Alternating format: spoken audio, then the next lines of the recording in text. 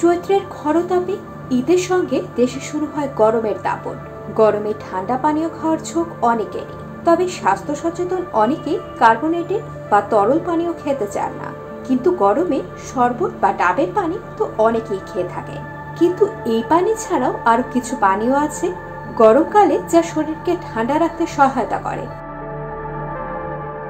দইয়ের সঙ্গে বিভিন্ন রকম মশলা ও নুনের মিশ্রণে তৈরি করা পানীয় বা ঘোল গরমের দিনে শরীর ঠান্ডা ও হজম শক্তি বাড়ানোর জন্য অনন্য এক আদর্শ।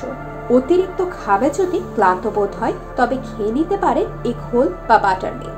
ক্লান্তি দূর করা তো আছেই, পাশাপাশি অন্ত্রের স্বাস্থ্য রক্ষা হজমেও সহায়তা করে এটি।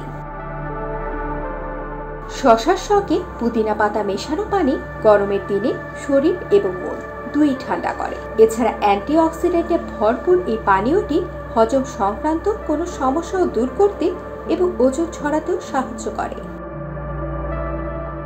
অতিরিক্ত ঘামের সঙ্গে বেরিয়ে যাওয়া লবণ শরীরকে আরো বেশি ক্লান্ত করে দেয়, তখন বেলের শরবত কাজে আসতে পারে, কারণ বেলের মধ্যে আছে রাইবোফ্লাভিন এবং ভিটামিন বি, যা ঘামলেও শরীরের শক্তির অভাব হতে দেয় না।